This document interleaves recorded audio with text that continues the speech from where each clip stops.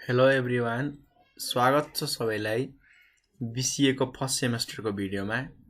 आज हामी चाहिँ कम्प्युटर फन्डामेन्टल एन्ड एप्लिकेसन भन्ने सब्जेक्ट पढ्दैछौँ र हाम्रो आजको प्रोग्रेस रहेको छ कि आज हामी युनिट 4 को पार्ट 3 मा छौँ है। थोरै म रिक्याप गरिदिन चाहन्छु। हामीले यो युनिट 4 मा पढेका के छौँ त, फर्स्ट अफ अल डाटा भनेको के हो हैन, इन्फर्मेसन भने के हो, डाटा र इन्फर्मेसनमा डिफ्रेन्स के छ र त्योसँग रिलेटेड अझ पनि हामीले पढाएको थियौँ। डाटाबेस एडमिनिस्ट्रेटर र डिबिएमएस सफ्टवेयर भन्ने के हो, ती सबै कुराहरू हामीले पढिसकेका छौँ। र अर्को हाम्रो एक्जाममा सोधिने क्वेसनहरू डाटाबेसका मोडेल जस्तो हाम्रो नेटवर्क मोडेल, हायरार्कियल र रिलेसनल मोडेल, ती सबै कुरा हामीले सकाइसकेका छौँ। आज हामीहरू चाहिँ केही रिमेनिङ रहेका पार्ट चाहिँ कभर गर्नेछौँ, जुन हाम्रो के रहेको छ, डाटा माइनिङ, डाटा वेयरहाउस र डाटाबेस डिजाइन। यो तीनटा कुराहरू हामीले कभर गर्नेछौँ, जुन चाहिँ एक्जाम पोइन्ट अफ भ्यूबाट चाहिँ एकदमै इम्पोर्टेन्ट हुनेछ है। ल, यति भन्दै मैले सुरु गरेँ है। अब हेर्नु होला, यहाँनिर के भनिएको छ त, डिजाइन भन्ने वर्ड आइसक्यो है। डाटाबेस हामीले बुझिसकेका छौँ। डाटालाई चाहिँ अर्गनाइज तरिकामा एउटा राम्रो सिक्वेन्समा एउटा राम्रो अर्डरमा मिलाएर राख्ने ठाउँलाई हामी चाहिँ डाटाबेस भन्छौँ। अर्को चाहिँ यहाँनिर डिजाइन है। अब डिजाइन भनेको के हो त, चित्र हो क्या। भनेपछि दुईटा वर्डलाई हामीले जोड्दाखेरि हाम्रो के मिनिङ हुन आउँछ त, यदि हाम्रो डाटाबेसमा कसरी डाटा राख्ने, कुन ठाउँमा राख्ने, त्यो सबैको डिजाइन बनाउन सक्यो भनेदेखि, त्यो सबैको चित्र हामीले बनाउन सक्यो भनेदेखि त्यसलाई हामी डाटाबेस डिजाइन भनेर भन्छौँ है। यति कुरा बुझ्नुभयो। सिम्पली यहाँनिर यो लाइन पनि पढ्न सक्नुहुन्छ। डाटाबेस डिजाइनले चाहिँ हाम्रो डाटाबेस मोडेलमा चाहिँ जुन हामीले पढिसकेका छौँ, त्यो तीनटा मोडेलमा यहाँ हेर्नु होला है।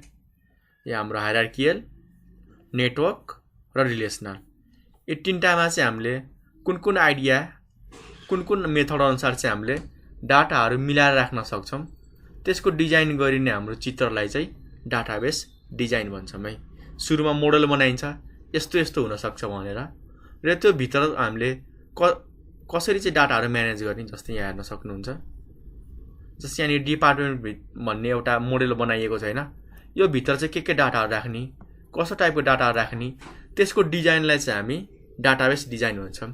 यसको भित्र पनि कस्तो डाटाहरू राख्ने, त्यसको डिजाइन बनाउनु परेमा हामी त्यसलाई चाहिँ डाटाबेस डिजाइन भन्छौँ। ल, अरू सिम्पली भन्दाखेरि हाम्रो चाहिँ के भयो त, मोडेलले चाहिँ हाम्रो एउटा स्ट्रक्चर देखाउँछ बाहिरबाट यस्तो हुन्छ भनेर, त्यो स्ट्रक्चरभित्र चाहिँ कसरी हामीले मिलाएर राख्ने के डाटाहरू हैन, त्यसलाई चाहिँ हामी डाटाबेस डिजाइन भन्छौँ।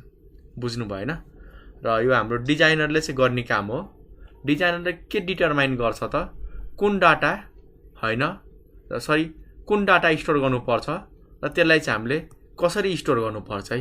दुईटा, एउटा कुन डाटा स्टोर गर्ने र कसरी स्टोर गर्ने, त्यो दुईटै कुराहरू चाहिँ हाम्रो डिजाइनरले राम्ररी जान्नुपर्ने हुन्छ। डिजाइनरले पनि हाम्रो डाटाबेसको नलेज चाहिँ हुनुपर्छ है। यसरी भएन कि यो चाहिँ चित्र बनाउने, घर बनाउने मात्र होइन क्या, डाटाबेसको डिजाइनर अलिक थोरै फरक हुन्छन्, डाटाबेसको एकदम नलेज भएको मान्छे हुन्छ। जसमध्ये हामीसँग एउटा टेक्निक छ ER डायग्राम, अरू पनि धेरै छन्, तर हाम्रो चाहिँ मेनली युज गरिने टेक्निक मध्ये चाहिँ डिजाइनिङ टुलहरूमध्ये डिजाइनिङ टेक्निकहरूमध्ये ER डायग्रामलाई चाहिँ बेस्ट मानिन्छ। र ER को फुल फर्म हाम्रो चाहिँ इन्टिटी रिलेसनसिप डायग्राम। यति कुरा बुझ्नु भएन? ल, अब हामी बुझौँ ER डायग्रामले चाहिँ कसरी चाहिँ हाम्रो डाटाहरू चाहिँ डाटाबेसमा राखिन्छ भन्ने कुरा यसले डिटरमाइन गर्छ त। फर्स्ट अफ अल त यसले चाहिँ डाटाबेसमा कसरी चाहिँ डाटा राख्ने होइन, त्यसको स्ट्रक्चरको डायग्राम बनाउने काम गर्छ है हैन। जस्तो मैले भनिसकेँ नि त, अब यहाँनिर एउटा मात्र कुरा होइन नि त, हेर नि, टिचर छ, स्टुडेन्ट छ, इन्फ्रास्ट्रक्चर छ, थ्योरी, ल्याब, कोर्स, डिपार्टमेन्ट। अब यो टिचरको के डाटा राख्ने र कसरी राख्ने के, त्यसको स्ट्रक्चर बनाउने कामलाई हामी के भन्छौँ त, डाटाबेस डिजाइन। अब हेर्नु होला, ER डायग्रामले यसको पहिला डिजाइन बनाउँछ। जस्तो टिचरको नाम होला हैन, उसको सरनेम होला, फोन नम्बर होला, एड्रेस होला, पढाउने सब्जेक्ट होला हैन, उसको सिफ्ट होला, मर्निङ हो कि डे हो, त्यो सबै कुरा जान्नु पर्यो नि। त्यो सबै तलको डिजाइन गर्नको लागि हाम्रो चाहिँ के गरिन्छ त, हाम्रो ER डायग्राम युज गरिन्छ है। यति कुरा जानिसक्नुभयो। त्यसपछि हामीले थोरै कुरा अझ बुझ्नुपर्ने हुन्छ कि ER डायग्राम किन युज गर्ने त? युज नगरे हामीलाई के फाइदा के कुरामा चाहिँ घाटा लाग्न सक्छ त हैन? हामीले मोडेल बनायौं, यतिकै इम्प्लिमेन्ट गरे के हुन सक्छ? कहिलेकाहीँ हाम्रो केही रिक्वायरमेन्टहरु चाहिँ छुट्न सक्छ के। यो चाहिएको थियो, अब मान्छेको माइन्ड त हो नि, बिर्सिन सक्छ। त्यसकारण सुरुमा चाहिँ हाम्रो ER डायग्राम बनाइन्छ, जुन चाहिँ हाम्रो ब्लुप्रिन्ट जस्तो हो के डाटाबेसको। जस्तो घरको ब्लुप्रिन्ट हुन्छ नि हाम्रो नक्सा, त्यस्तै हाम्रो ER डायग्राम भनेको के हो त? डाटाबेसको नक्सा हो के। जसले चाहिँ के गर्छ भन्दाखेरि यो कुराहरु चाहिँ यहाँ छ भनेर चाहिँ भनिदिने काम चाहिँ गर्छ डायग्रामेटिकली। त्यसपछि त्यहाँ हेरेर हामीले के पत्ता लगाउन सक्छौं, कुन कुरा हाम्रो पुरा भएको छ र कुन पुरा भएको छैन। त्यो सबै हामीले चेक गरेर चाहिँ लास्टमा सबै कुरा चाहिँ हाम्रो फुलफिल भयो भन्ने कुरा ग्यारेन्टी गर्न सक्छौं। हो, त्यसको लागि चाहिँ हामीलाई ER डायग्राम चाहिन्छ है। र ER डायग्राम हाम्रो एउटा एन्टिटी र अर्को रिलेसनशिपको सेट हुन्छ है। एन्टिटी भनेको कतिलाई गाह्रो लागिरा होला, केही पनि हैन। एन्टिटी भनेको हाम्रो त्यस्तो गाह्रो वर्ड। एन्टिटी भनेको रियल वर्ल्ड अब्जेक्ट हो, जसलाई चाहिँ हामी अरु भन्दा चाहिँ डिफरेन्शिएट गर्न सक्छौं। र रिलेसन भनेको हाम्रो के हो? सम्बन्ध हो। दुईटा एन्टिटीलाई चाहिँ कनेक्ट गराउनको लागि जुन हाम्रो रिलेसन युज हुन्छ हैन, जुन सम्बन्ध युज हुन्छ त्यसलाई हामी चाहिँ रिलेसनशिप सेट भन्छौं है। ल, कतिको मनमा क्वेशन होला कि हाम्रो डाटाबेसमा डाटा कसरी राख्ने र के राख्नको लागि मात्र युज गरिन्छ त ER डायग्राम? त्यति मात्र हैन है। हामीलाई ER डायग्रामले के हेल्प गर्छ त?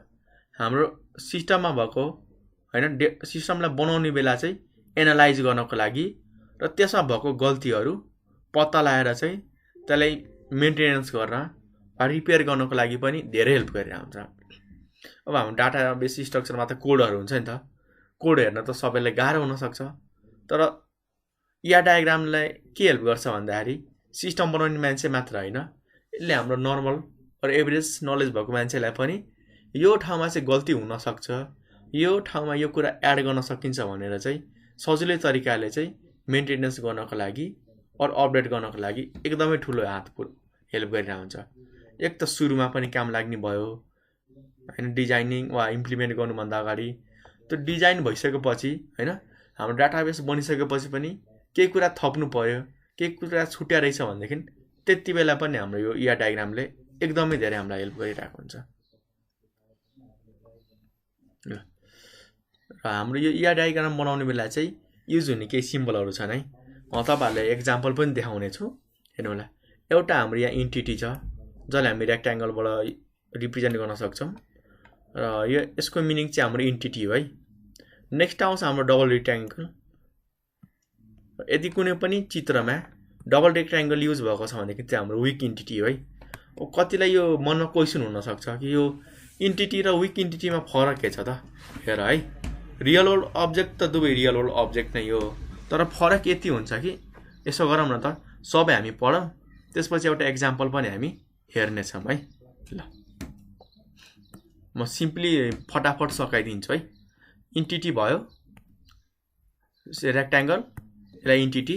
डबल रेक्टेंगल छ भनेदेखि वीक एन्टिटी। हाम्रो इक्लिप्स छ भनेदेखि एट्रिब्युट। एट्रिब्युट भनेको प्रोपर्टी हैन। अर्को आउँछ हाम्रो डबल इप्लिक्स, यो भनेको हाम्रो मल्टी भ्यालुड एट्रिब्युट।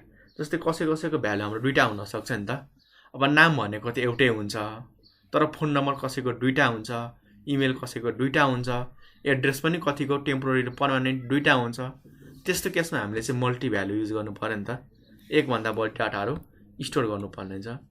अर्को चाहिँ हाम्रो ड्यास्ड इक्लिप्स, जसले हामी चाहिँ डिराइभ एट्रिब्युट भन्छौं के। यो चाहिँ थोरै बुझ्नुपर्ने एकदम जरुरी छ। डिराइभ एट्रिब्युट भनेको चाहिँ यो रियल एट्रिब्युट त होइन, तर हाम्रो पुरानै एट्रिब्युटबाट चाहिँ क्याल्कुलेसन गरेर निकालिएको भ्यालुलाई, प्रोपर्टीलाई हामी डिराइभ एट्रिब्युट भन्छौं। जस्तो हाम्रो एक्सपिरियन्स और हाम्रो एज भयो। जस्तो हामीले एज भनेर स्टोर गर्यो भने के हुन्छ, यसपालि मेरो एज जस्तै मानौं, रामको एज मानौं 20 थियो, अर्को साल 21 हुन्छ। अब हरेक साल सबैको एज चेन्ज गर्दै जाने त। अब 5-10 जना छ भनेदेखि ठिकै छ हैन, वर्षमा एक दिन चेन्ज गर्दिमला। तर अब लाखौं जना मान्छे छन् हैन, लाखौं हाम्रो के छ त, ठुलो कम्पनी छ, 1 लाख जना हाम्रो चाहिँ कस्टमरहरु छन्।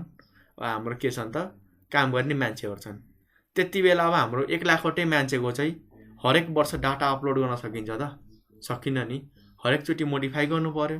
1 लाख चोटि त गाह्रो हुन्छ। त्यस्तो केसमा चाहिँ हाम्रो के गरिन्छ त? डिराइभ एट्रिब्युट युज गरिन्छ क्या, ताकि हाम्रो चाहिँ टाइम अनुसार यदि केही भ्यालुहरू चेन्ज भइरहेछ, जस्तै हाम्रो एज के हुन्छ त? हरेक वर्ष नयाँ नयाँ हाम्रो चेन्ज भइरहेको हुन्छ नि त, एक भ्यालु बढिरहेको हुन्छ, जसमा चाहिँ हामीले डेट अफ बर्थ मात्र स्टोर गरेर राख्छौँ क्या। अब डेट अफ बर्थ र अहिलेको डेटबाट चाहिँ हाम्रो क्यालकुलेसन गरेर के गरिन्छ त? एज निकालिन्छ। अर्को हुन्छ हाम्रो एक्सपिरियन्स पनि त्यसरी नै हाम्रो निकालिन्छ। जोइन कहिले गरिएको थियो र हाम्रो अहिलेको डेट कति छ। अहिलेको डेटबाट चाहिँ जोइन गरिएको डेट हाम्रो माइनस गरिन्छ। त्यसपछि हाम्रो कति महिना र कति वर्ष एक्सपिरियन्स छ त्यो सबै हाम्रो क्यालकुलेट गर्न सकिन्छ। त्यस्तोलाई हामी चाहिँ डिराइभ एट्रिब्युट भनिन्छन्। हेर्नु होला, हाम्रो मेनली 3टा मात्र हुन्छ है, एउटा एन्टिटी, एट्रिब्युट र अर्को आउँछ हाम्रो रिलेसनसिप। खासमा यो 3टा मात्र छ क्या, तर यो 3टाको हाम्रो भेरियस फर्महरू छन् है। यति कुरा बुझ्नुभयो? कपीमा लेख्नु होला, काम लाग्छ। रिलेसनसिपले चाहिँ हाम्रो रिलेसनसिप सेट देखाउँछ। अर्को चाहिँ हाम्रो सिङ्गल लाइन र डबल लाइन। अहिले तपाईँहरूलाई डबल लाइन नबुझ्नु होला, तपाईँहरूको यो कोर्समा यति धेरै डिटेलमा छैन। सिम्पली लाइन्सबाट चाहिँ हामीले लिङ्कहरू गर्न सक्छौँ क्या, बुझ्नु भएन? ल थोरै अब हामी एउटा एक्जाम्पल हेरिहालौँ न त। यो हाम्रो स्ट्रङ र विकमा फरक के छ, हाम्रो एट्रिब्युट, मल्टिभ्यालु र ड्यास हाम्रो एट्रिब्युटमा फरक के छ त? ल म एउटा एक्जाम्पल देखाउँछु है। ल हेर्नु होला है। अब हामी सबैको बारेमा बुझौँ न त। हामी 1-2वटै एक्जाम्पल हेर्नेछौँ र हरेक कन्फ्युजन भएका पार्टहरू चाहिँ क्लियर गर्दै जानेछौँ है। हेर्नु होला, लोन भनेको हाम्रो के हो त? रियल वर्ल्ड इन्टिटी हो, जसको आफ्नै के हुन्छ त? एट्रिब्युट हुन्छ। जस्तै लोनको हाम्रो एउटा लोन नम्बर हुन्छ र कति लोन दिएको छौँ त्यो एमाउन्ट हुन्छ है। अब लोनको डेट पनि होला, त्यति डिटेलमा नजाम हामी, त्यति खासै डिटेलमा गइराख्नु अहिले जरुरी छैन। ल अब लोनको के गर्नुपर्ने हुन्छ त? कसै न कसैले त पेमेन्ट दिनुपर्छ। पेमेन्ट दिने काम कसको हो त? कस्टमरको हो। हेर्नु होला है, लोन हाम्रो स्ट्रङ हो। हेर्नु होला है, लोन के भयो त? हाम्रो स्ट्रङ भयो। अब लोन नम्बर त हुन्छ, कहिलेकाहीँ मानौँ एमाउन्ट त 0 हुनसक्छ नि, तर लोन चाहिँ हुन्छ है, होइन? तर हाम्रो यो पेमेन्ट भनेको के हो त? विक इन्टिटी हो क्या। विक इन्टिटी किन भयो त? यहाँ हाम्रो पेमेन्ट भनेको चाहिँ लोनमा डिपेन्डेन्ट हुने भयो क्या। लोन छ भनेदेखि पेमेन्ट दिने हो, लोन छैन भनेदेखि पेमेन्ट नदिने हो क्या, होइन? हामीले कसैसँग ऋण ल्याएको छ भने पो पैसा दिन्छौँ त, ऋण ल्याएको छैन भनेदेखि पैसा दिन्छ त? दिँदैन क्या। हो, विक इन्टिटी यस्तो इन्टिटीलाई भनिन्छ जुन इन्टिटी चाहिँ अरूमा डिपेन्डेन्ट छ। अरूमा डिपेन्डेन्ट भएको इन्टिटीलाई हामी के भन्छौँ त? हामी विक इन्टिटी भन्छौँ। हेर्नु होला, र यसको हाम्रो रिलेसनसिप पनि विक नै देखाइएको छ। जहाँनिर डबल भनेर आउँछ यति बुझ्नु होला कि त्यो हाम्रो विक हो है, चाहे हाम्रो रिलेसनसिप होस् वा हाम्रो इन्टिटी होस्। तर मल्टिभ्यालुलाई चाहिँ नबुझ्नु होला। अर्को अब हामी एक्जाम्पल हेरौँ एउटा नर्मल केसको है। यो चाहिँ हाम्रो इन्टिटीको बारेमा बुझौँ। अब थोरै हामी एट्रिब्युट र प्रोपर्टिजको बारेमा बुझौँ है।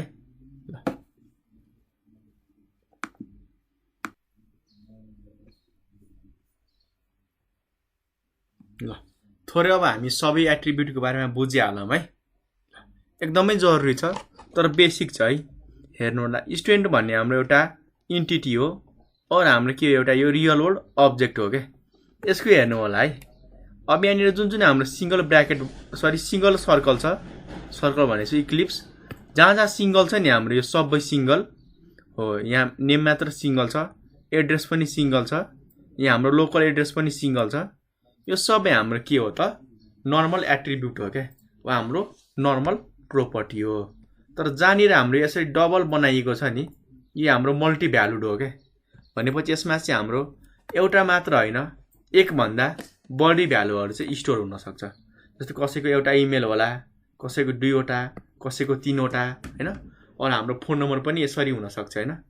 यदि हाम्रो यसरी चाहिँ 2 वा 2 भन्दा बढी भ्यालुहरू चाहिँ राख्न सक्ने खालको प्रोपर्टी छ भनेदेखि त्यसलाई हामी मल्टिभ्यालुड भन्छौँ।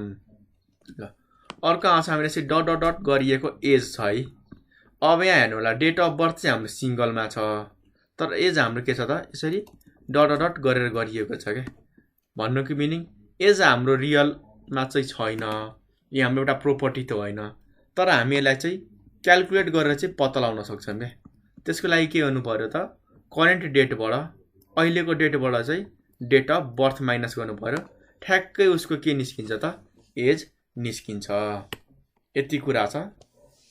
अब बुझिसक्नु भएको छ तपाईँहरूले, एट्रिब्युट पनि बुझ्नुभयो होइन, हाम्रो मल्टिभ्यालुड बुझ्नुभयो।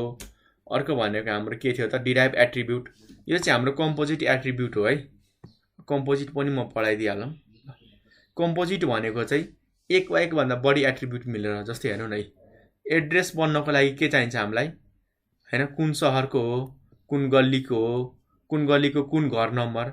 अब हुन त हाम्रो बाहिरतिर हुने हो होइन, तर नर्मली नेपालमा एड्रेस मात्र लेखिन्छ। यसलाई इग्नोर पनि गर्न सक्नुहुन्छ है, सिधा एड्रेस लेखिदिने। और यसलाई हाम्रो डिभाइड पनि गर्न सक्छौँ। गल्ली नम्बर कति हो, यसरी घर नम्बर, कुन गल्ली, कुन सहर, पिन, पोस्टलहरू हुन्छन् होइन, ती सबै हामीले चाहिँ के गर्छौँ त एउटा एड्रेस बनाउनुको लागि चाहिँ त्यसरी हामीले पार्ट जोडेर चाहिँ एउटा कम्प्लिट एड्रेस बनाउँछौँ क्या। ल यति कुरा भयो है। अब हामीले के गर्न सक्छौँ, स्टुडेन्ट र अरू पनि रिलेसन गर्न सक्छौँ नि त। जस्तै स्टुडेन्ट र टिचरको पनि गर्न सक्छौँ। और स्टुडेन्ट रिड हामीले एउटा के गर्दैछौँ भन्दाखेरि बुक भनेर बनाइदियौँ क्या। ल हाम्रो के हुन्छ त यहाँनिर एउटा डायमन्डको सेप हुन्छ है, डायमन्डको सेप भयो होइन। ल अब के रिड गर्छ त, बुक होला, स्टोरी होला होइन। ल हेर्नु होला है, ल यहाँनिर हाम्रो बुक। अब बुकको पनि के हुन्छ त आफ्नै एट्रिब्युट हुन्छ है। जस्तै के हुन सक्ने भयो त, एउटा त हाम्रो बुकको के हुन्छ त नेम हुन्छ, बुकको आफ्नै नेम हुन्छ है, नेम भयो होइन। अर्को आउँछ हाम्रो पब्लिकेसन, कसले छाप्या हो त। ल मैले पब्लि ठाउँ नअटेर मैले यसरी राखिदिएँ है, आइओएन पब्लिकेसन भयो होइन। अर्को पनि हाम्रो बुकको हुन्छ, पैसा थाहा हुनु परेन त कतिमा किन्यो भनेर, प्राइस, बुकको प्राइस हुने भयो। सँगसँगै हाम्रो बुकको के हुन्छ त, अर्को भनेको कतिवटा पेज छ होइन, पेज नम्बर अनुसार पनि राखिएको हुन्छ, त्यो पनि राख्न सकिन्छ। सरी पेज होइन, कतिवटा पेज भएको बुक हो। आइएसबिएन पनि हुन्छ, कुन आइएसबिएनले लेखेको होइन, कसले बनाएको भन्ने कुरा पनि हुन्छ है। यसरी चाहिँ हामीले बनाउन सक्छौँ। अब यहाँनिर रिलेसन हाम्रो के छ त, अहिले प्राइमेरी की र अब प्राइमेरी की त नजानु होला, तपाईँहरूलाई गाह्रो हुनसक्छ। स्टुडेन्ट छ एउटा बुक, दुईवटा एट्रिब्युट भयो। यो दुईवटा एट्रिब्युट बिच रिलेसन के छ त, विद्यार्थीले बुक पढ्छ, त्यो बुकको आफ्नै नाम होला, त्यसलाई छाप्ने एउटा कम्पनी होला, आफ्नै पैसा होला, पेज होला, आइएसबिएन होला होइन, फरक हुन सक्छन्। ल यति कुरा हो। अब तपाईँहरूलाई बेसिक मात्र पढाएको छु, अब डिटेलमा जान्न मलाइमा चाहिँ कमेन्ट गर्नु होला है। ल तर यति जानेपछि तपाईँहरूलाई इनफ हुन्छ। नेक्स्ट छ हाम्रो डाटा सेक्युरिटी। डाटा सेक्युरिटी भन्ने बित्तिकै हाम्रो दिमागमा के आयो त, हाम्रो डाटाहरूलाई चाहिँ हामीले कसरी सेक्योर गर्ने होइन, कसरी चाहिँ अरूबाट प्रोटेक्सन गर्ने, त्यो सबै हाम्रो तरिकाहरूलाई, मेथडहरूलाई, रुलहरूलाई हामी एज अ कमनमा डाटा सेक्युरिटी भनेर चाहिँ पढ्छौँ है। ल बुझौँ न के चाहिँ हुने रहेछ हाम्रो यो डाटा सेक्युरिटीमा। डाटा सेक्युरिटीलाई हाम्रो सिम्पल भाषामा एउटा स्ट्यान्डर्ड भनिन्छ क्या होइन, एउटा स्ट्यान्डर्ड भनिन्छ और टेक्नोलोजी युज गरिन्छ, जसले चाहिँ हाम्रो डाटाहरूलाई प्रोटेक्ट गरिरहेको हुन्छ, बचाइरहेको हुन्छ।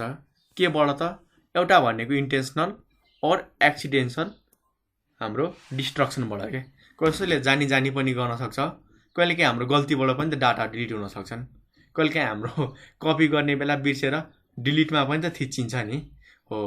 त्यस्तो बेला त्यस्तो कामहरूबाट बचाउनुलाई चाहिँ हामी मेथडहरूलाई, टेक्नोलोजीहरूलाई के भन्छौँ त, डाटा सेक्युरिटी भन्छन्।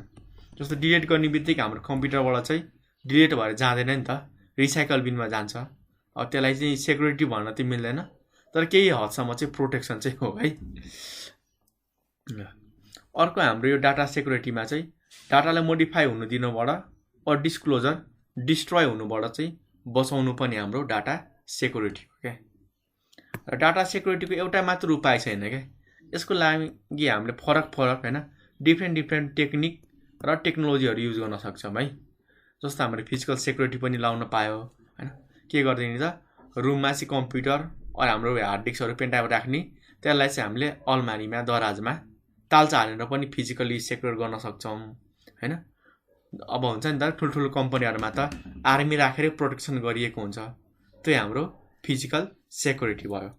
अर्को आउँछ हाम्रो लजिकल सेक्युरिटी, जसमा चाहिँ हामी एडमिनिस्ट्रेटिभ कन्ट्रोलबाट चाहिँ एडमिनिस्ट्रेटिभ कन्ट्रोल युज गरेर चाहिँ प्रोटेक्सन दिएर हुन्छौँ।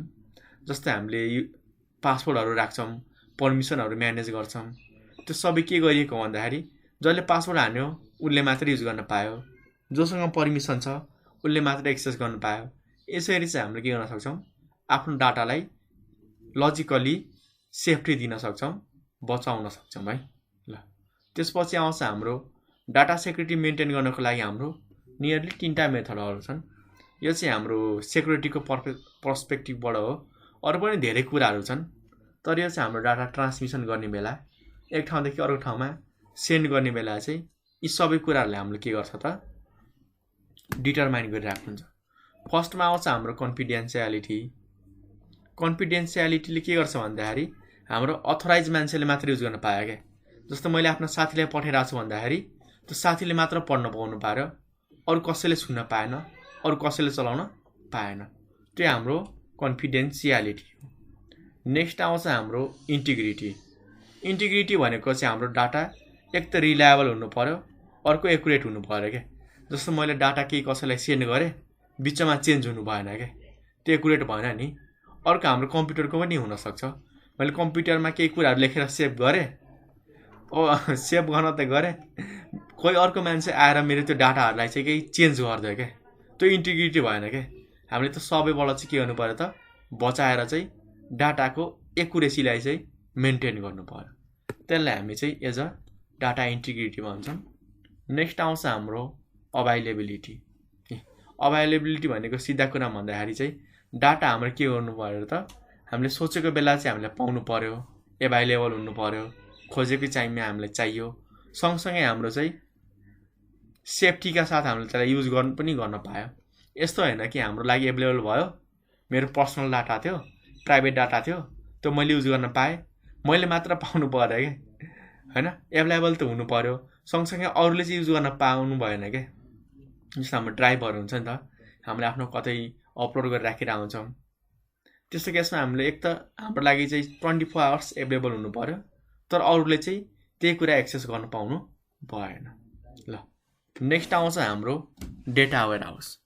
अब वेयरहाउस भन्ने बित्तिकै तपाईँहरूको दिमागमा के होला त गोदाम, जहाँनिर चाहिँ हामीले केही कुराहरू थुपारेर राख्छौँ क्या, त्यसलाई हामी वेयरहाउस भन्छौँ। तर यहाँनिर हाम्रो के को केसमा भनिएको छ त डेटा वेयरहाउस भनेपछि यस्तो ठाउँ जहाँ चाहिँ हामीले डाटाहरू चाहिँ थुपारेर राख्छौँ, जम्मा पारेर राख्छौँ, कलेक्ट गरेर राख्छौँ भनेदेखि त्यस्तो ठाउँलाई हामी डाटा वेयरहाउस भन्छौँ है। ल यो त हाम्रो वर्डले भन्यो, थोरै हामी टेक्निकलिटीबाट पनि बुझिहालौँ है। यदि हामीले चाहिँ डिफ्रेन्ट डाटाहरूलाई चाहिँ कलेक्ट गरेर चाहिँ म्यानेज गरेर एउटा मिनिङफुल इन्फर्मेसनहरूलाई चाहिँ हामीले राख्यौँ भनेदेखि, कलेक्ट गरेर राख्यौँ भनेदेखि त्यो हाम्रो डाटा वेयरहाउस है। यति बुझ्नु, डाटा वेयरहाउस भनेको हाम्रो ठाउँ हो जहाँ हामीले डाटा स्टोर गर्छौँ। तर कस्तो डाटा स्टोर गर्छौँ त फर्स्ट त कलेक्ट गर्नु पर्यो, म्यानेज गर्नु पर्यो, र त्यो चाहिँ हाम्रो के हुनु पर्यो त मिनिङफुल हो। त्यसरी म्यानेज गरिएको मिनिङफुल डाटाहरूलाई चाहिँ हामी डाटा वेयरहाउसमा राख्छौँ। जुन पाइ त्यही त्यो हाम्रो ऱ्यान्डम डाटाहरू चाहिँ राख्दैनौँ है, यो कुरा चाहिँ थाहा हुनु पर्यो हामीले। र त्यो सबै डाटाहरू चाहिँ हामीले एक ठाउँबाट मात्र राख्छौँ भन्ने जरुरी छैन है। लगभग हाम्रो बिजनेसको पर्सपेक्टिभबाट चाहिँ हामी के गर्छौँ त हेट्रोजिनियस सोर्स वा हाम्रो फरक फरक सोर्सबाट चाहिँ हामीले डाटाहरू चाहिँ राखिरहेको हुन्छौँ। बुझ्नु भएन? ल जस्तै हेर्नु नि यो चित्रमा हामी सर्टकटमै गर्नेछौँ। सोर्स 1, सोर्स 2, सोर्स 3 यसरी चाहिँ हाम्रो फरक फरक सोर्सबाट चाहिँ डाटा कलेक्ट गरेर म्यानेज गरेर कहाँ राखिँदैछ त हाम्रो डाटा वेयर हाउसमा। अब यहाँबाट माइनिङ गरिँदैछ, यो हामी पछि कभर गर्नेछौँ केही बेर पछि हेर्नु होला है। र यसमा चाहिँ हाम्रो प्राय हिस्टोरिकल डाटाहरू राखिन्छ क्या, पहिलेको डाटाहरू राखिन्छ ताकि हाम्रो यसले चाहिँ केही न केही नयाँ डिसिजनहरू सपोर्ट गर्नलाई हेल्प गरोस्। जस्तो हाम्रो पानी अरू वेदर फोरकास्टिङ न्युजहरूले राखिया हुन्छ नि त, धेरै वर्षको 2, 4, 5, 6, 7 वर्षको होइन क्या, 100 वर्ष 50 वर्षको डाटाहरू कलेक्ट गरेर राख्छन् क्या होइन। डिफ्रेन्ट ठाउँबाट कहिले पानी परेको थियो, कहिले परेको थिएन, कहिले घाम लागेको थियो होइन, यो दिन घाम लाग्दा के भएको थियो, त्यो सबै कुराहरू चाहिँ तिनीहरूले स्टोर गरेर राख्छन् क्या। त्यसपछि के गरिन्छ त, त्यहाँबाट चाहिँ हाम्रो त्यो हिस्टोरिकल डाटाबाट चाहिँ कुनै एउटा युजफुल एउटा चाहिँ रिजल्ट पाउनको लागि चाहिँ प्रोसेसिङ गरिन्छ क्या। जस्तै हेरिन्छ क्या, आज बादल आएको छ, यो दिनमा चाहिँ पुरानो 100 वर्षमा बादल लागेको थियो कि थिएन, कति दिन बादल लागेको थियो, कति दिन पानी परेको थियो, कति दिन घाम लागेको थियो, घाम लाग्दाखेरि चाहिँ के भएको थियो क्या। यदि हाम्रो 100 वर्षको डाटा थियो होइन, जस्तै आजको दिनमा मानौँ न, आज सन्डे छ, सन्डेको दिनमा बादल लागेको बेला यो महिनाको यो गते यो 100 वर्षमा कति दिन बादल लागेको थियो, घाम पानी, अब म्याच गरिन्छ। पहिले 50वटा वर्षमा चाहिँ बादल लागेको रहेछ, 30 वर्षमा घाम र 30 वर्षमा चाहिँ हाम्रो पानी परेको रहेछ है। अब आज हेरिन्छ, आज मानौँ हाम्रो पानी परिरहेको छ। यसरी चाहिँ हामीले के गर्न सकिन्छ भन्दा, सरी पाउनु होला, म तपाईँहरूलाई एउटा एक्जाम्पलै दिन्छु है, यहाँ नदेखाइ नहुने भयो। जस्तै मैले 100 वर्षको डाटा कलेक्ट गरेर राखेँ है, हिस्टोरिकल डाटाहरू, जसमध्ये आज मानौँ वैशाख 1 नै राख्थ्यौँ न, हुन त आज न्यु इयर चाहिँ होइन है, वैशाख 1 गतेको हेरौँ है डाटा। जस्तो आज के हो छ त, बादल लागेको छ क्या, आज मानौँ है यो बादल लागेको छ, क्लाउडी छ है।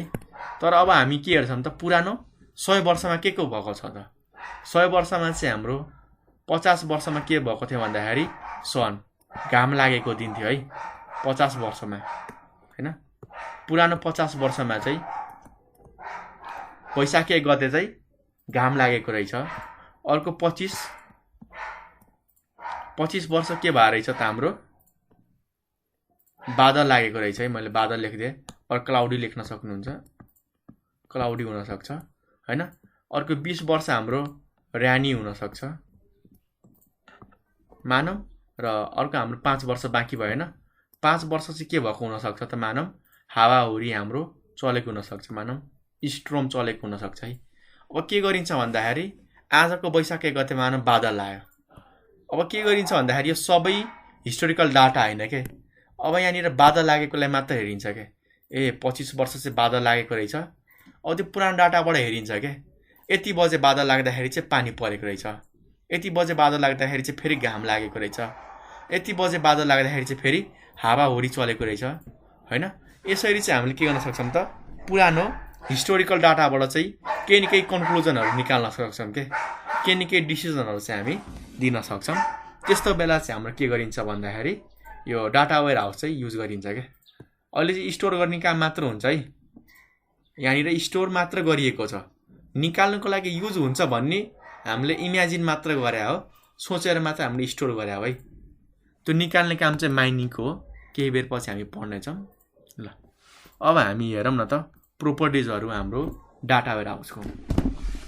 फर्स्ट प्रोपर्टिज हाम्रो सब्जेक्ट ओरिएन्टेड हुनु पर्यो, अर्को इन्टिग्रेटेड, टाइम डिपेन्डेन्ट र हाम्रो नन भोलाटाइल। हेर्नु होला है, सब्जेक्ट ओरिएन्टेडले के भन्छ त, हामीले खोजेको अनुसार, हामीले सोचेको अनुसार हुनुपर्छ है। अब पानी परेको कुराहरू बिर्सिहालौँ है। अब हामी बिजनेसतिर प्राय हाम्रो यो बिजनेसम्यानहरूले धेरै युज गरिरहेको हुन्छन्, ताकि आफ्नो बिजनेस कसरी अगाडि बढाऊँ होइन, केमा चाहिँ मलाई फाइदा भइरहेछ, कुन सामान मेरो बिक्री भइरहेछ होइन, कुन ठाउँमा हाम्रो मार्केटले चाहिँ धेरै ठाउँ लिएको छ, कुन कन्ट्रीमा चाहिँ हाम्रो भइरहेछ होइन। त्यो सबै कुराहरू थाहा पाउनुको लागि उसले के गर्छ त, पुरानो सबै कस्टमरको, सप्लायरको, प्रोडक्टको र सेल्सको हेर है, किन्ने मान्छे, बेच्ने मान्छे, आफ्नो सामान र कति बिक्री भयो, त्यो सबैको कुराहरू चाहिँ राखिएको हुन्छ है। त्यो मेजर कुराहरू राखिएको हुन्छ, त्यसलाई हामी सब्जेक्ट ओरिएन्टेड भन्छौँ क्या। यहाँनिर चाहिँ इम्प्लोइको डिटेलहरू राख्नु पर्दैन, कसले बेच्यो भन्ने चाहिँदैन, हाम्रो चाहिँ के होस् बाहिर कुन मेजर सब्जेक्ट छन् त्यसको बारेमा राखियो। अर्को चाहिँ हाम्रो इन्टिग्रेटेड हुनु पर्यो है, भन्नुको मिनिङ एक ठाउँको डाटा मात्र भएन, हामीले फरक फरक ठाउँको चाहिँ डाटाहरू लिएर आउनु पर्यो, राख्नु पर्यो। नेक्स्ट आउँछ हाम्रो टाइम डिपेन्डेन्ट है। अब पानी परेको बेला हामीलाई हिस्टोरिकल डाटाहरू चाहिने भयो, त्यो हाम्रो अलग्गै केस भयो। अब हामी बिजनेसको केसबाट हेरौँ न। जस्तै मैले एउटा मोबाइल बनाएँ है, मेरो कम्पनीले एउटा मोबाइल बनायो। अब मोबाइल बनाएको मैले कति भयो त 1 वर्ष अगाडि बनाएँ क्या। अब मलाई के चाहिन्छ त यो मोबाइलको बारेमा जान्नको लागि 1 वर्षको सेलको हैन, 1 वर्षमा हाम्रो कस्टमरको रेकर्ड चाहिन्छ नि त। 5 वर्षको रेकर्ड लिएर मैले के गर्ने हो त? मलाई यो नयाँ मैले जुन मोबाइल रिलिज गरेँ त्यसको डिटेल चाहिएको हो, पुरानोको चाहिएको हो त होइन नि। त्यसकारण हाम्रो टाइमको चाहिँ डिपेन्डेन्ट हुनु पर्यो क्या। यो 1 वर्ष अगाडि बनाएको मोबाइल हो भनेदेखि 1 वर्ष अगाडिको रेकर्ड चाहियो क्या मलाई, 5 वर्षको होइन।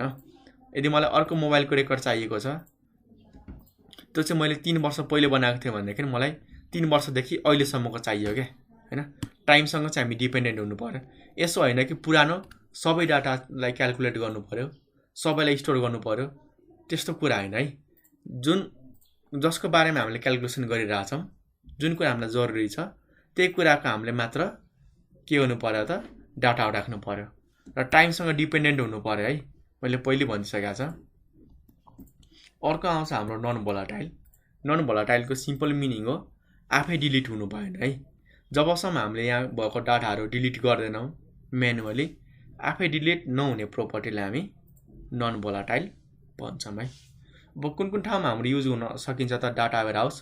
फाइनेन्सियल सर्भिसमा हाम्रो लोनसोनहरू दिन्छ नि त्यस्तो। अर्को ब्याङ्किङको कुरा भयो, कन्ज्युमर गुडहरू सामानहरू बेच्ने कम्पनीहरूले पनि हाम्रो के गर्न सक्छन् त? डाटा वेयरहाउसहरू चाहिँ राख्न सक्छन् है।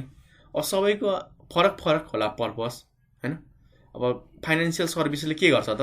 कहाँको मान्छेले बढी ऋण लिइरहेछ, कहाँको मान्छेले हाम्रो टाइममै पैसा बुझाइरहेछ, त्यो अनुसार उसले डाटाहरू कलेक्ट गर्ला। ब्याङ्किङको आफ्नै होला, कन्ज्युमरको आफ्नै होला हैन। नेक्स्ट आउँ अब हामी डाटा माइनिङमा। र डाटा माइनिङ चाहिँ हाम्रो आजको लास्ट टपिक हो, हेर्नु होला। डाटा माइनिङ बुझ्नुभन्दा अगाडि हामी थोरै माइनिङको कुरा बुझौँ न। माइनिङ भन्ने बित्तिकै हाम्रो दिमागमा के आउँछ भन्नु त? माइनिङ भनेको के हो त? खन्नु हो नि त। खनेर केही युजफुल कुराहरू, हामीलाई चाहिने कुराहरू निकाल्ने कामलाई हामी माइनिङ भन्छौँ। अब यहाँनिर हाम्रो डाटा माइनिङ भन्ने वर्ड आइसक्यो। यति भइसकेपछि हामीले के बुझ्नु पर्यो त? पक्का हामीले यसमा चाहिँ धेरै डाटाहरू मध्ये हैन, अब हाम्रो भएको स्टोरेजमा भएको हरेक डाटा मध्ये चाहिँ त्यसलाई खनेर, अब यसमा त खन्ने कुरा आउँदैन, सर्च गरेर चाहिँ युजफुल कुरा निकाल्ने कामलाई हामी डाटा माइनिङ भन्छौँ है। यो चाहिँ हाम्रो वर्डबाट हामीले बुझौँ। थोरै हामी केबाट बुझौँ त? अब हामी टेक्निकल कुराहरू पनि बुझौँ और एज अ हामी आइटीबाट बुझौँ है। डाटा माइनिङ भनेको हाम्रो र डाटाहरूलाई चाहिँ के गर्नु हो त? र डाटाहरूबाट चाहिँ युजफुल इन्फर्मेसन निकाल्नु भनेको हामी के भन्छौँ? त्यसलाई डाटा माइनिङ भन्छौँ। र प्रायः यस्तो काम हाम्रो चाहिँ कम्पनीहरूले गरिरहेको हुन्छन्। र किन गर्छन् त? ठ्याक्कै तिनीहरूले चाहिँ एउटा प्याटर्नहरू पत्ता लगाउँछन् के। धेरै डाटाहरू हुन्छन् र त्योबाट एउटा हाम्रो प्याटर्न पत्ता लगाउँछन्। कि प्याटर्नहरू किन पत्ता लगाउँछन् त? बिजनेसम्यानहरूले सिक्नको लागि कि हामीले चाहिँ के काम गऱ्यौँ त हैन, के कुरामा हाम्रो इफेक्टिङ भयो, कुन हाम्रो प्लानहरू चाहिँ कति % सक्सेसफुल्ली काम गर्यो। जस्तै प्लान हुन्छ नि त बिजनेसमा, यो सामानले चाहिँ यति हाम्रो फाइदा बनाउँछ भनेर प्लान गरेको हुन्छन्। अब मानौँ 1 वर्षको लागि बेच्यो होइन तिनीहरूले सबै सामानहरू, र आफ्नो मिटिङ होला, ब्याङ्क छ भनेदेखि लोनहरू नै दियो होइन यति %मा। त्यो सबै हाम्रो के गरिन्छ त? अब डाटाहरू कलेक्ट गरेर चाहिँ डाटा वेयर हाउसमा राखियो क्या। अब डाटा माइनिङबाट हामीले के गर्छौँ त? त्यो हाम्रो र डाटाहरूबाट, त्यो त हाम्रो भण्डार हो नि त, डाटाहरू सबै एक ठाउँमा राखियो। त्यसबाट के गरिन्छ त? युजफुल इन्फर्मेसनहरू मात्र तानिन्छन् क्या। र त्यो किन गरिन्छ त? बिजनेस गर्ने मान्छेहरूले, ठुल्ठुलो कम्पनीहरूले चाहिँ आफ्नो हिस्ट्रीमा के कुराहरू भएको छ होइन, कस्तो कस्तो इफेक्ट देखिएको छ होइन, हामीले सोचेको अनुसार काम भयो कि भएन, त्यो सबै पत्ता लगाउनको लागि हाम्रो यो डाटा माइनिङ चाहिँ गरिरहेको हुन्छन्। ताकि तिनीहरूले आफ्नो मार्केटिङ स्ट्राटेजीलाई चाहिँ अझै बढाओस् होइन, सेलहरू चाहिँ कसरी बढाउन सकिन्छ, प्राइस बढाएर गर्न सकिन्छ कि हाम्रो क्वालिटी बढाएर गर्न सकिन्छ, ती सबै कुराहरू तिनीहरूले जान्न थाल्छन् है। यति कुरा नै हो, योभन्दा एक्स्ट्रा केही पनि छैन। र डाटा माइनिङलाई हामीले सिम्पली भाषामा मैले यहाँ लेखिरहेको छु, बुझ्न सक्नुहुन्छ। डाटा माइनिङ भनेको चाहिँ इन्ट्रेस्टिङ नलेजहरू, हामीलाई चाहिने नलेजहरूलाई चाहिँ डिस्कभर गर्ने प्रोसेसलाई हामीले के भन्छौँ त, डाटा माइनिङ।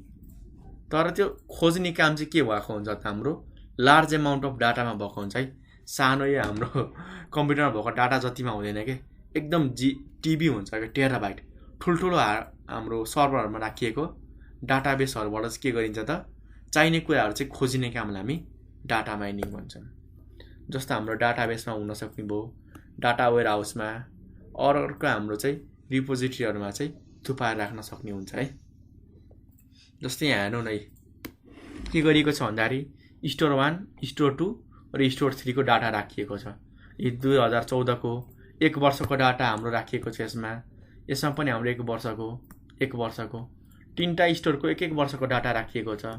अर्को हेर्नु होला, हेर्नु त सेम कुरो तर 2015 को डाटा राखिएको छ, यहाँनिर 2016 को डाटा राखिएको छ। अब यो सबै डाटालाई एक्सट्र्याक्ट गरेर हामीले कहाँ राख्छौँ त, डाटा वेयर हाउसमा राख्छौँ। र डाटा वेयर हाउसमा राखिसकेपछि के गरिन्छ, हाम्रो डाटा माइनिङ गरिन्छ है। अब यो सबै कुराहरू त हाम्रो राखिसक्यौँ होइन, हामीसँग छ र फ्याक्टहरू। अब यसबाट के गरिन्छ त, हामीलाई चाहिने इन्फर्मेसनहरू चाहिँ निकालिन्छ क्या। जस्तै म के गर्न सक्छु त, यो इन्फर्मेसनहरूबाट चाहिँ कुन सामान चाहिँ सबभन्दा बढी बिक्री भयो क्या होइन, पत्ता लगाउन सकिन्छ। म्याक्सिमम सेलहरू होइन, कुन सामान चाहिँ बढी सेल भएको छ। त्यति मात्र होइन, म्याक्सिमम सेल कुन भयो र कुन लोकेसनमा भयो क्या, यो पनि त पत्ता लगाउन सकिन्छ। जस्तै मानौँ हाम्रो कुनै एउटा ए भन्ने प्रोडक्ट हाम्रो वा एउटा मोबाइल भन्ने नै सबैभन्दा बढी बिक्री भयो। मोबाइल बनाए, ल्यापटप, टिभी बनाए, फ्रिज बनाए, तर सबैभन्दा बढी बिक्री चाहिँ हाम्रो मोबाइल भयो। त्यो एउटा रिजल्ट आयो। त्यति मात्र होइन, त्यो मोबाइल चाहिँ हाम्रो कुन लोकेसनमा बढी बिक्री भयो त, नेपालमा कि इन्डियामा कि चाइनामा, त्यो पनि पत्ता लगाउन सक्छौँ हो। र सँगसँगै हामीले के गर्न सक्छौँ भन्दाखेरि कुन समयमा त होइन, एउटा हाम्रो म्याक्सिमम कुन बिक्री भयो, त्यसपछि लोकेसन, त्यसपछि हामी चाहिँ कुन महिनामा, वैशाखमा बढी भयो कि जेठमा, असारमा, साउनमा, यसरी हामीले चाहिँ आफूलाई चाहिने इन्फर्मेसनहरू चाहिँ पत्ता लगाउन सक्छौँ क्या होइन। त्यसपछि चाहिँ हाम्रो प्रोडक्टहरूमा त्यो अनुसार काम गर्ने के, ए यो महिनामा चाहिँ बढी बिक्री हुने रहेछ, हामी त्यही लोकेसनमा मात्र पठाउँछ नि, अब बिक्री नहुने ठाउँमा किन पठाउने त। जस्तै हाम्रो अब नेपालकै इक्जाम्पल लिउँ न त, नेपालमा हामीले चाहिँ आफ्नो धेरै ठाउँमा चाहिँ हामीले मोबाइल कम्पनीहरू खोल्यौँ होइन। अब किनभनेदेखि मोबाइल मात्र बिक्री भइरहेछ, टिभीहरू खासै भइरहेको छैन क्या। अब मैले मोबाइल लगेर हुम्ला जुम्लामा बेचेर भयो त, भएन नि, त्यहाँको मान्छेले नकिन्न सक्छ। अब हामीले के गर्नु पर्यो त, मोबाइल मात्र बेचेर भएन, कुन ठाउँमा बेचिँदाखेरि फाइदा हुन्छ त्यो पत्ता लगाउनु पर्यो। त्यसपछि हाम्रो चाहिँ कुन महिनामा बढी बिक्री भइरहेछ, अब जाडोतिर बढी बिक्री भइरहेछ कि गर्मीतिर कि चाडबाडमा बिक्री भइरहेछ, यसरी हामीले चाहिँ आफ्नो युजफुल इन्फर्मेसनहरू निकालेर चाहिँ आफ्नो प्रोडक्टिभिटी चाहिँ बढाउन सक्छौँ, आफ्नो फाइदाहरू बढाउन सक्छौँ है। ल अब डाटा माइनिङको युजेसहरू कहाँ गरिन्छ त, हाम्रो फ्युचर हेल्थ केयरमा।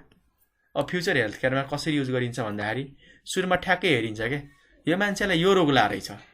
अब हस्पिटलमा त रेकर्ड हुन्छ सबैको, अब हेर्छ के यस्तो रोग लागेको मान्छेहरू चाहिँ कति रहेछन् क्या पहिले, र त्यो मान्छेलाई यो रोग लाग्दाखेरि पछि फ्युचरमा कुन कुन रोगले सतायो, हार्ट अट्याक आयो कि होइन, कि हाम्रो सुगरको रोग आयो, त्यो सबै पत्ता लगाइन्छ क्या फ्युचरमा। यसलाई यो कुराहरू चाहिँ लाग्न सक्छ भन्ने कुरा इन्फर्मेसन निकाल्नको लागि युज हुन्छ।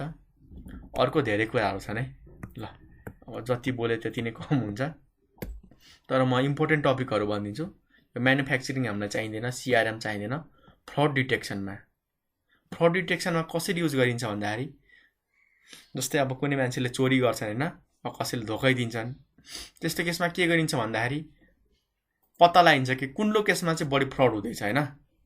लोकेसन भन्दा पनि पहिले हेरिन्छ क्या, एजुकेसनको फिल्डमा बढी फ्रड हुँदैछ कि हाम्रो मार्केटिङतिर कि हाम्रो एजुकेसनतिर इन्स्टिट्युटतिर भइरहेछ फ्रड, कि कतातिर फ्रड भइरहेछ क्या, त्यो पहिले पत्ता लगाउने।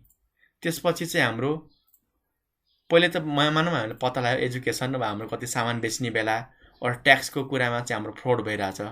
त्यसपछि त्यो पत्ता लगाइसकेपछि कुन ठाउँमा फ्रड भइरहेछ त्यो पत्ता लगाउने के, त्यो सबै काम गरिन्छ। यसरी नाना थरीहरू छन्। ल आजलाई हामी यति नै गर्छौँ है। कुनै पनि पार्टमा कन्फ्युजन भएमा सोध्नु होला है।